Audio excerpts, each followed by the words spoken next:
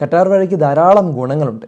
നമ്മൾ അലോവേറ എന്നാണ് അതിനെ വിളിക്കുന്നത്. ഈ കറ്റാർ വാഴ ശരിക്കും മുഖക്കുരു ഉള്ള സമയത്ത് മുഖത്ത് തേക്കാനോ അല്ലെങ്കിൽ സ്കിൻ ഡ്രൈ ആണെങ്കിൽ തേച്ച് കഴിഞ്ഞാൽ സ്കിന്ന് വളരെ സോഫ്റ്റ് ആകും. അതുപോലെ തന്നെ സൺബേൺ, നമ്മൾ സൂര്യാഘാതം ഏറ്റ് കഴിഞ്ഞാൽ പിന്നെ ചെറിയ പൊള്ളലുകൾക്ക് ഇത് നല്ലതാണ്. സോറിയാസ് എന്നുള്ള അസുഖമുള്ളവർക്ക് കറ്റാർ വാഴയുടെ ജെല്ല് തേച്ച് കഴിഞ്ഞാൽ വളരെ നല്ലതാണ്. ഈ ഗുണങ്ങളെല്ലാം അറിഞ്ഞ് കുട്ടൻപിള്ള എന്ത് ചെയ്തു?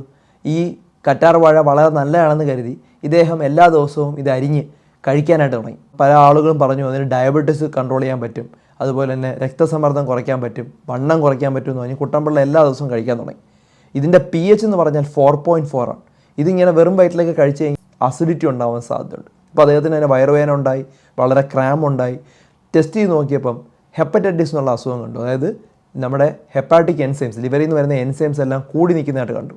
അപ്പോൾ അതിൻ്റെ കാരണം അന്വേഷിച്ച് വന്നപ്പോഴാണ് ഈ കറ്റാർ വാഴ വായിലൂടെ കഴിച്ചു കഴിഞ്ഞാൽ ചില ആളുകളിൽ ഹെപ്പറ്റൈറ്റിസ് എന്നുള്ള അസുഖം ഉണ്ടാവാം. അങ്ങനെ പലതരത്തിലുള്ള കോംപ്ലിക്കേഷൻസ് നമ്മൾ കറ്റാർ വാഴ അമിതമായി കഴിച്ചു കഴിഞ്ഞാൽ ഉണ്ടാവും.